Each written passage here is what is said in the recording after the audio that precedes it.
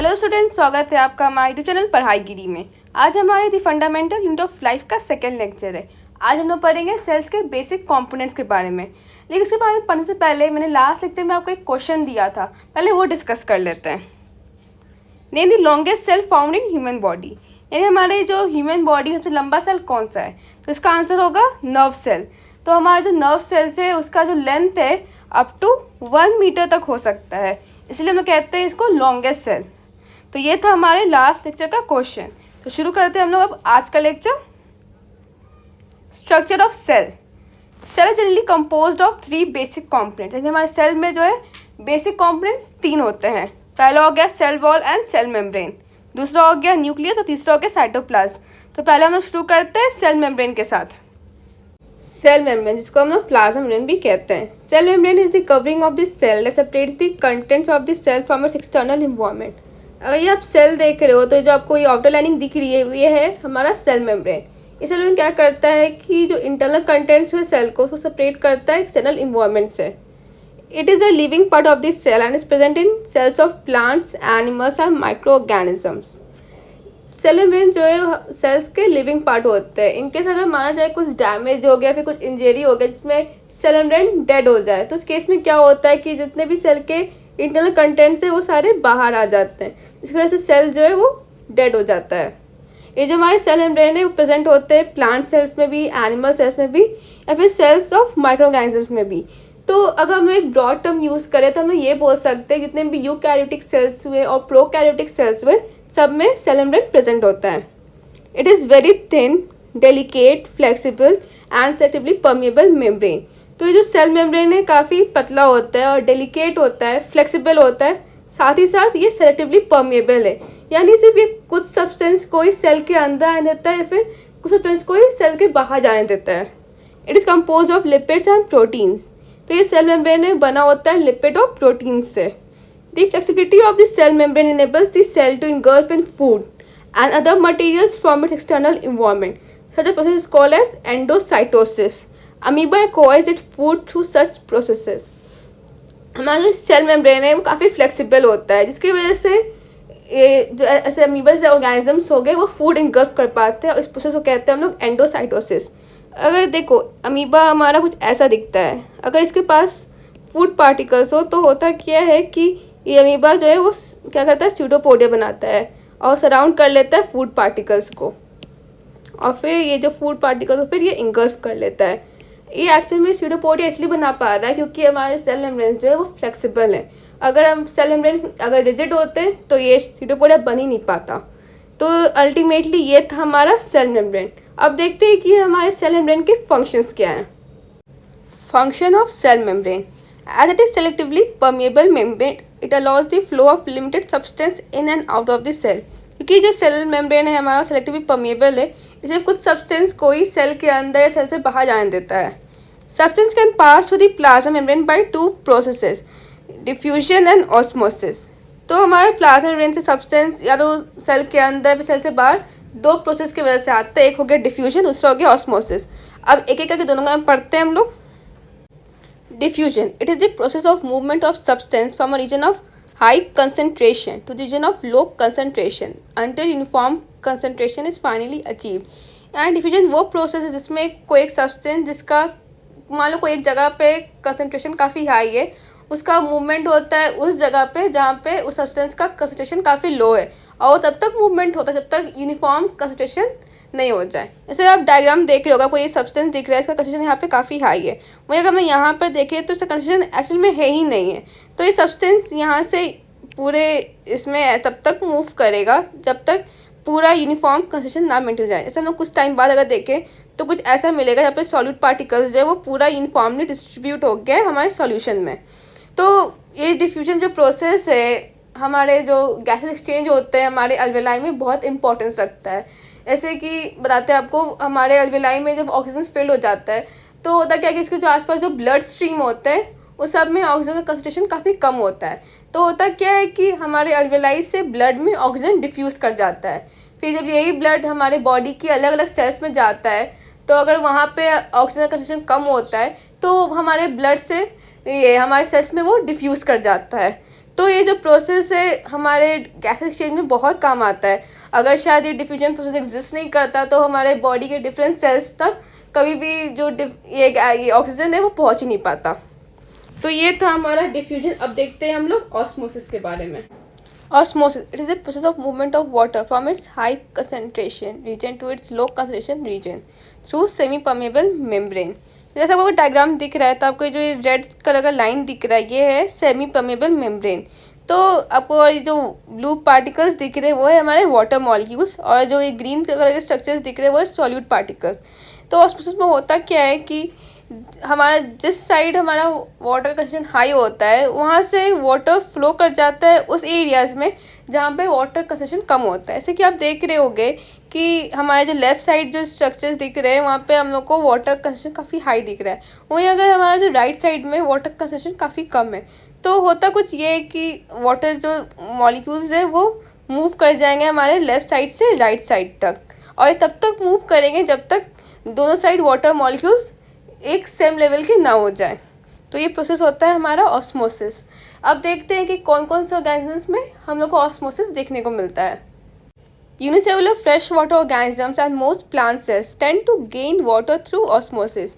यानी हमारे जो यूनिसेलुलर फ्रेश वाटर ऑर्गेनिजम्स हुए फिर प्लांट सेल्स हुए वो लोग वाटर गेन करते हैं वो ऑस्मोसिस के through. Absorption of water by plant roots is also an example of osmosis. यानी हमारे जो प्लांट रूट जिस तरह से हमारे वाटर एब्जॉर्ब करते हैं वो भी एक एग्जाम्पल है ऑस्मोसिस का। Different types of solution exhibiting osmosis are. 3 type के सॉल्यूशन है जो ऑस्मोसिस एग्जिबिट करते हैं। पहला हो गया हाइपोटोनिक सॉल्यूशन, दूसरा हो गया आइसोटोनिक सॉल्यूशन, और तीसरा हो गया हाइपरटोनिक सॉल्यूशन। और इतने सॉल्यूशन में ऑस्मोसिस में एग्जैक्टली होता क्या है वो हम देखेंगे हम लोग एक एक करके। तो शुरू करते हैं हम लोग हाइपोटोनिक सॉल्यूशन के साथ। Hypotonic solution. If the medium surrounding the cell has a higher water concentration than the cell, that is, if the solution is very dilute solution, then the cell will gain water by osmosis. Such dilute solution is called hypotonic solution. अगर हमारे cell को एक ऐसे solution में डाला जाए जिसमें water molecules का जो कंसंट्रेशन है वो काफ़ी हाई हो, फिर यूँ कहें तो वो बहुत डाइल्यूट सॉल्यूशन हो जिसमें सॉल्यूट पार्टिकल्स काफ़ी कम हो। ये सब जो भी बातें हो रही है वो सेल कंपैरिजन में हो रही है। तो उस केस में होता क्या है कि हमारा सेल जो है वो वाटर गेन कर लेता है, वो स्वेल कर जाता है, और ये जो सॉल्यूशन है जिसमें हमारा सेल का साइज इंक्रीज हो जाता है उसको कहते हैं हम लोग हाइपोटोनिक सॉल्यूशन। एंडोऑस्मोसिस, दो water molecules are free to pass across plasma membrane in both side but more water will enter inside the cell. The cell will therefore swell up and increase in volume. This process is called endosmosis. तो endosmosis जो process उसमें होता क्या है कि हमारे cell का size जो है वो इंक्रीज हो जाता है। देखो होता ये है कि हमारा जो सेल मेम्ब्रेन है उसके दोनों साइड ही वाटर का ट्रांसफर होता है, यानी वाटर सेल के अंदर भी आ रहे हैं और सेल के बाहर भी जा रहे हैं, लेकिन जिस क्वांटिटी में वाटर सेल के अंदर आ रहा है उसके कंपैरेटिवली सेल के बाहर बहुत कम वाटर जाता है। तो इस वजह से होता क्या है कि हमारे सेल में काफ़ी क्वांटिटी में वाटर भर रहा होता है, इस वजह से हमारा सेल का जो साइज़ है वो बढ़ जाता है। अगर सही टर्म यूज़ करें तो सेल का वॉल्यूम इंक्रीज हो जाता है, और इस प्रोसेस कहते हैं हम लोग एंडोऑस्मोसिस। तो ये था हमारा हाइपोटोनिक सॉल्यूशन के बारे में। अब देखते हैं हम लोग आइसोटोनिक सॉल्यूशन के बारे में। Isotonic solution. If the medium surrounding the cell is of exactly the same water concentration as inside the cell, there will be no net movement of water across membrane resulting in no change in size of cell. Such solution is called isotonic solution. अगर हमारे cell को किसी एक ऐसे solution में रखा जाए जिसका वाटर कंसंट्रेशन जो है वो सेल के जितना ही हो, तो उस केस में क्या होता है कि जितने वाटर मॉलिक्यूल सेल्स के अंदर आ रहे हैं और उतने ही वाटर मॉलिक्यूल सेल्स के बाहर जा रहे होते हैं, जिसकी वजह से वाटर मॉलिक्यूल जो नेट मूवमेंट है वो ज़ीरो होता है, और इस केस में हमारे सेल का साइज जो है वो बिल्कुल चेंज नहीं होता है, और ऐसे सॉल्यूशन को कहते हैं हम लोग आइसोटोनिक सॉल्यूशन। तो ये था हमारा आइसोटोनिक सॉल्यूशन। अब पढ़ते हैं हम लोग हाइपरटोनिक सॉल्यूशन के बारे में। Hypertonic solution. If the medium surrounding the cell has a lower water concentration than inside the cell, that is, if the solution is highly concentrated, then the cell will lose water through osmosis. Such concentrated solution is called hypertonic solution. अगर हमारे cell को एक ऐसे solution में डाला जाए जिसमें water concentration जो है वो काफ़ी कम हो, या फिर यूँ कहें तो काफ़ी हाई कंसंट्रेशन में सॉल्यूट पार्टिकल्स हो, तो ऐसे सॉल्यूशन को बेसिकली हम लोग कंसनट्रेटेड सॉल्यूशन कहते हैं। तो उसमें होता क्या है कि हमारे सेल के अंदर से वाटर जो है वो सॉल्यूशन में आ जाता है, इसकी वजह से हमारा सेल जो है वो साइज में डिक्रीज कर जाता है, और ऐसे सॉल्यूशन कहते हैं हम लोग hypertonic solution. When the water moves out of the cell placed in a highly concentrated solution, it will cause the cell to shrink. This process is called as exoosmosis. ये जो प्रोसेस है जिसमें हमारा cell जो है shrink कर जाता है उसको कहते हैं हम लोग एक्सोऑस्मोसिस। देखो एग्जैक्टली होता क्या है कि सेल मेम्ब्रेन के अक्रॉस वाटर दोनों साइड से मूवमेंट हो रहा है, यानी सेल के अंदर भी वाटर आ रहे हैं और सेल से बाहर भी जा रहे हैं, लेकिन जिस क्वांटिटी में सेल के बाहर जो वाटर जा रहे हैं उससे कंपैरेटिवली काफ़ी कम अमाउंट में सेल के अंदर वाटर आ रहे हैं। जिससे होता है क्या कि हमारा सेल जो है वो श्रिंक कर जाता है, इसकी वजह से सेल की वॉल्यूम काफ़ी कम हो जाती है, और इस प्रोसेस को कहते हैं हम लोग एक्सोऑस्मोसिस। और ये एक्सोऑस्मोसिस हम लोग देखने मिलता है हाइपरटोनिक सॉल्यूशन में। तो यहाँ पे कंप्लीट होता है हमारा सेल मेम्ब्रेन। अब पढ़ेंगे हम लोग सेल वॉल के बारे में।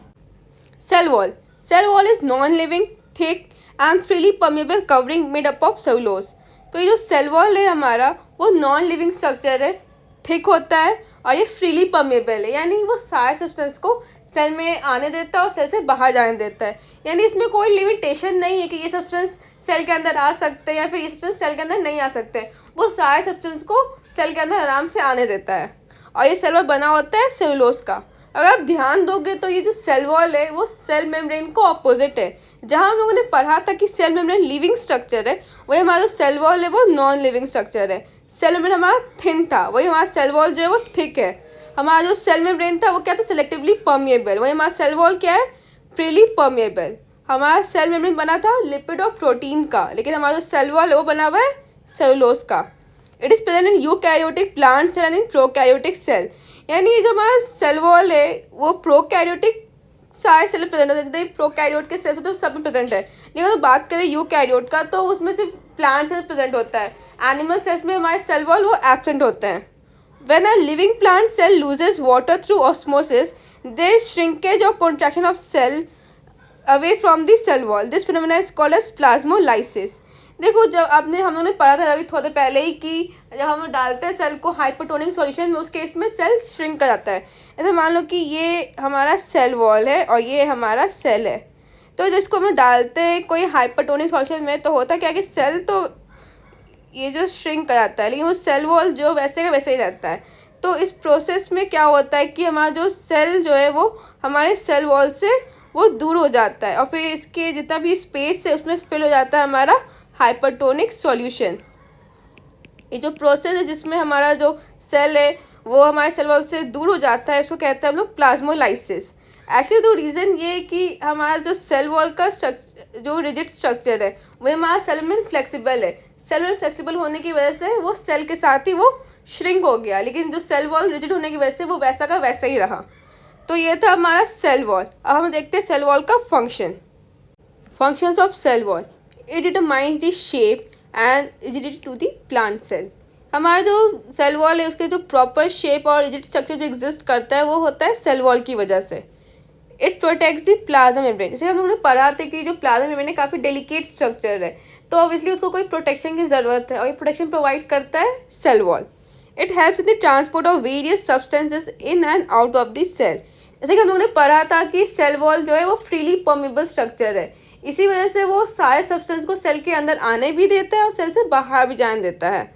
Cell wall permits the cells of plants, fungi and bacteria to withstand very dilute external media without bursting. तो ये जो सेल वॉल है वो प्लांट सेल, फंजाई सेल्स और बैक्टीरियल सेल्स को हेल्प करते हैं बहुत डाइल्यूट एक्सटर्नल मीडिया में सर्वाइव करने में बिना बर्स्ट हुए। एग्जैक्टली ये होता क्या है वो समझते हैं हम लोग एक डायग्राम के थ्रू। अगर मान लें कि ये हमारा सेल है, इस सेल को जब हम लोग प्लेस करते हैं किसी बहुत डाइल्यूट सॉल्यूशन में, यूँ कहो तो हाइपोटोनिक सॉल्यूशन में, उसमें होता क्या है कि हमारा सेल जो है वो स्वेल हो जाता है। और क्या होता है कि जो हमारे बहुत सारे वाटर पार्टिकल्स होते हैं वो क्या करते हैं कि हमारे जो सेल वॉल हैं उसमें एक प्रेशर एक्सर्ट करते हैं बाहर की तरफ।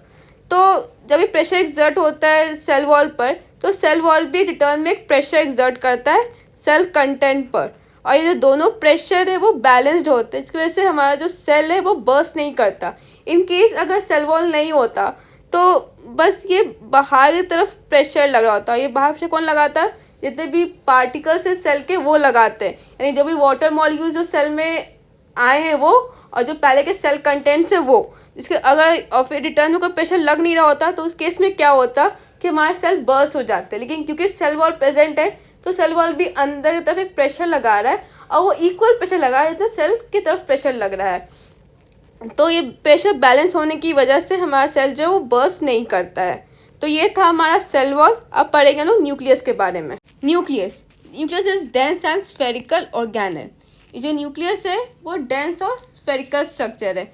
अगर आपने सेल देखा होगा तो इसमें एक डार्क स्टेन स्ट्रक्चर रहता है, इसी को कहते हैं हम लोग nucleus. Nucleus is bound by two membranes both forming nuclear envelope. Nuclear envelope contains many pores known as nuclear pores.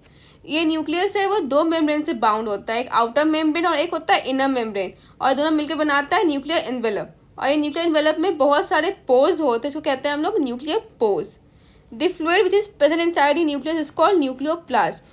हमारे न्यूक्लियस में एक फ्लूइड प्रेजेंट होता है, इसको हम कहते हैं nucleoplasm. Nucleus contains chromosomes and chromosome contains information for inheritance of characters from parents to next generation in the form of DNA. हमारे न्यूक्लियस में प्रेजेंट होता है क्रोमोसोम, और ये क्रोमोसोम वही स्ट्रक्चर इसमें डीएनए प्रेजेंट होता है, और ये डीएनए क्या करते हैं? इंफॉर्मेशन कैरी करते हैं ये इनहेरिटेंस के पेरेंट्स से अगले जनरेशन के लिए। तो ये था हमारा न्यूक्लियस। अब देखते हैं न्यूक्लियस का डायग्राम। ये जो आपको लाइट पर्पल में जो स्फेरिकल स्ट्रक्चर दिख रहा है वो है हमारा न्यूक्लियस। आपको दिख रहा होगा कि न्यूक्लियस के अंदर एक और डार्क स्टेन स्ट्रक्चर, इसको कहते हैं हम लोग न्यूक्लियोलस। इसके बारे में फिलहाल ज़्यादा कुछ जानना नहीं, हम लोग पढ़ेंगे इसके बारे में हायर क्लासेस में। आपको न्यूक्लियस में दिख रहा होगा कि काफ़ी सारे नूडल्स लाइक स्ट्रक्चर, जो कहते हैं हम लोग क्रोमैटिन। ये जो क्रोमैटिन ही जो है वो कंडेंस करके बनाते हैं क्रोमोसोम। वही हमने बात की थी कि न्यूक्लियस में एक फ्लूइड प्रेजेंट होता है, हम लोग कहते हैं न्यूक्लियोप्लाज्म।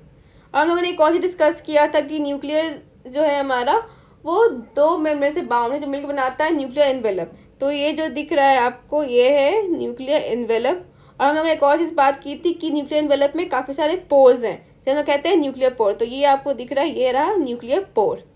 तो ये था बेसिकली हमारा न्यूक्लियस। अब पढ़ते हैं हम लोग न्यूक्लियस के फंक्शंस के बारे में। Functions of nucleus. Nucleus controls all the metabolic activities of the cell.